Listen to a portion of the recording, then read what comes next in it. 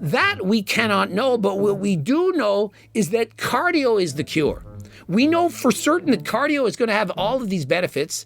And so please don't think that you can just take these medications and somehow it's going to fix your body when we already know that cardio is in fact the cure. This is a brain rot special. Tia Matic cooking in the basement. And so please understand that you can't just take these drugs and eat a very low calorie diet and expect the drugs to do all the work. Even if the food noise is gone, if your calories are too low, you don't have the glycogen, the energy, and your energy output, it's going to go down. I've already made videos about this. Remember that girl with millions of followers and she was passing out and the doctor said, hey, stop going to the gym right now because, hey, you don't have the energy. And so a lot of people think it's the Holy Grail, but they'll soon discover that if you don't have the energy, you're low on carbs, energy, and yeah, you're losing weight, but you feel like this all day. You don't train as hard, you go to the gym, you get dizzy, you're lightheaded, and so you can and will experience negative side effects. It makes the beta cells of your pancreas healthier and able to control blood sugar way better at a fundamental qualitative level. You know what makes all this better even more so? Cardio, exercise, increasing VO2 max, but why are we trying to promote these drugs more so than doing what we know already has proven to work? Cardio, eating a healthy diet. I'm bigger and stronger than Mike Mentzer. That's it. HDL nudges up in a dose-dependent fashion with tirzepatide. We have a drug that lowers LDL and raises HDL. And so here's what you need to know. Just because you take this drug, and even if it increases your HDL, it doesn't mean it's going to reduce your chances of getting a heart attack. Correlation doesn't mean causation. And so what you need to be doing, if you want to reduce your risk of heart attacks and so on, is doing cardio. And so if you just take this drug and say, well, see, it worked. My HDL, it went up. It's up 10%. And so I'm healthier. No, it doesn't prove anything. To the same extent, when Brian Johnson measures his Johnson during the evening, he's literally taking Cialis and says, I have the blood flow of an 18-year-old because I measured how many nocturnal hard-ons I'm actually getting. He says, I've set the rate, it's 3 hours and 45 minutes. Average 19-year-old is 2 hours, 45 minutes. And so I'm an hour past the best 19-year-olds in the world. That doesn't mean that you're healthy. You're artificially improving a test system that doesn't actually prove anything. And so if you take Retta and it increases your HDL, but you're not exercising, it doesn't actually have all those health benefits.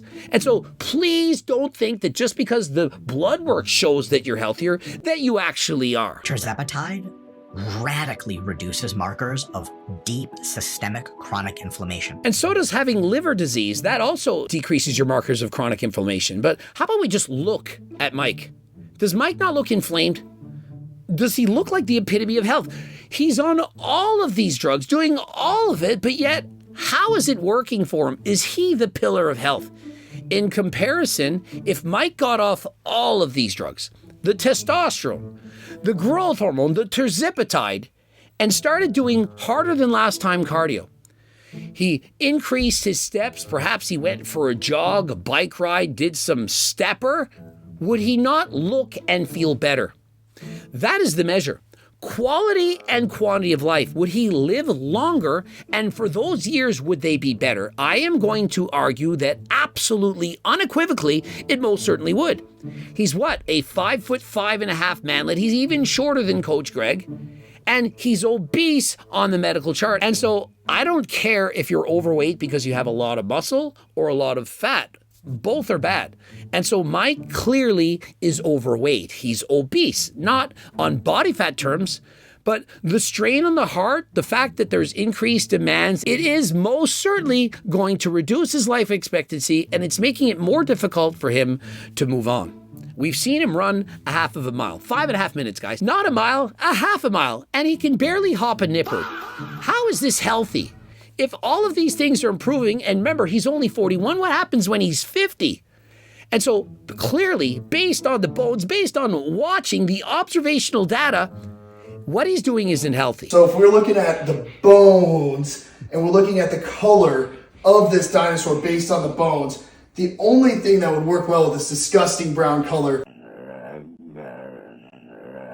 Oh almost every coach, maybe every coach. And Tirzepatide reduces it so much, it also reduces it in the brain and nervous system, brain inflammation. And so here's where Mike is getting things wrong. The inflammation that you're experiencing in your body is the consequences of something bad happening in your body. And so by simply reducing the inflammation, that's not reducing the source of the problem. You're essentially putting on a Band-Aid fix, but not solving the problem. If you're very sick and you have the flu and you're sweating, and you simply give him Tylenol and it reduces the body temperature, you don't feel as sick, but you're still infected. That infection needs to be treated. By just lowering the fever and doing nothing, if that sickness, that infection continues to fester, how is that going to be good for your body? And so think of what Mike is saying is it's reducing the side effects of the main problem, but you're avoiding the root of all evil. Tirzepatide is a longevity drug, and it is a quality of life into older age drug writ large. One of the most powerful drugs we've ever seen. And so Mike is trying to tell us that Tirzepatide, that hasn't even been around for 5 years, that he somehow knows the good and the bad long term of what it's going to do to the body, that it could potentially reduce Alzheimer's. That we cannot know, but what we do know is that cardio is the cure. We know for certain that cardio is going to have all of these benefits.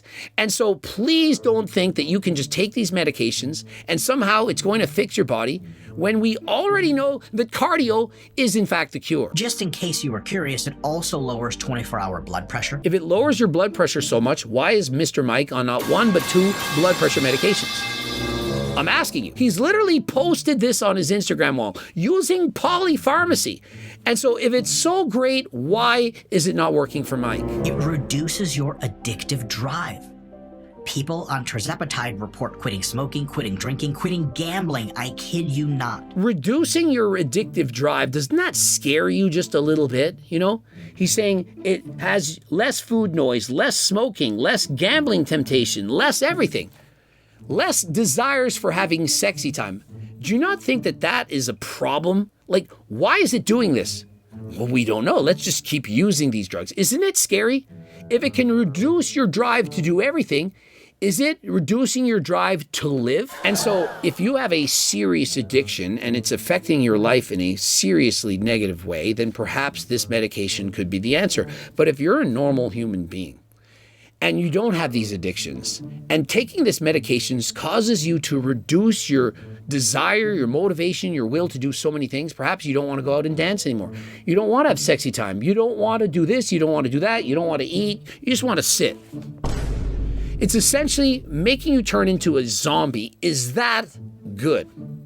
There are certain human emotions that I don't think we should get rid of. It's the part of the experience of being human, and so we need to be careful with messing with that. Tirzepatide empowers your brain and your mind to make you more consistent at your fitness goals and your organized lifestyle. And so Mike is saying that Tirzepatide can increase your desire to go to the gym.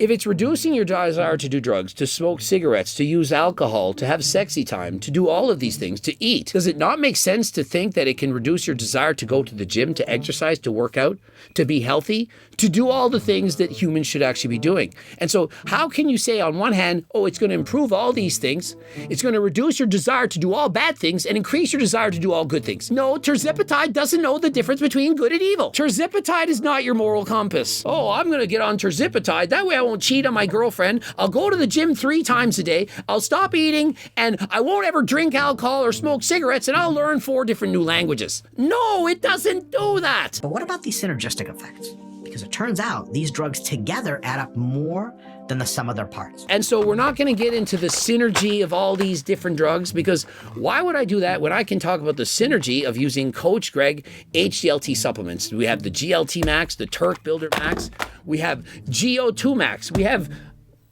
G-Test Platinum.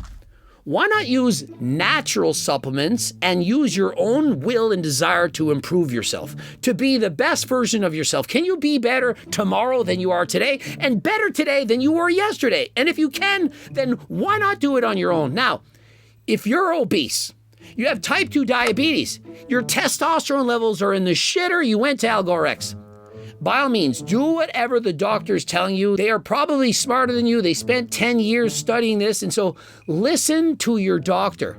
Mr. Mike is not your doctor. And so if you want 3 drugs that I am going to suggest, now remember, I am not a doctor. I'm not a Dr. Greg. I'm in fact not a doctor. And so the first drug is ezetimibe. And by the way, you can in fact get this at AlgoRx.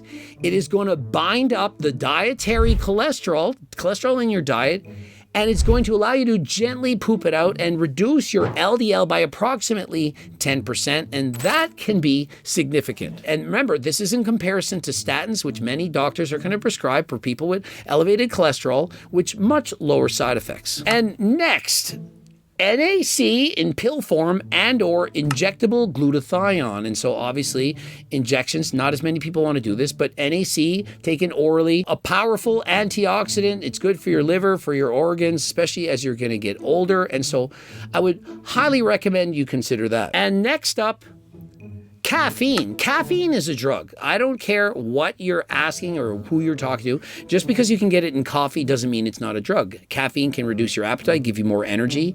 And for many people, it increases cognition, how much harder than last time they're going to go to the gym. It can increase dopamine. You can leverage this before your workout in order to get a better and more intense workout, improve your cardiovascular fitness. And so if you're not using caffeine, well, you might want to consider trying now. Now, if you experience negative side effects from this, you get anxiety and so on, and you have to perhaps be careful.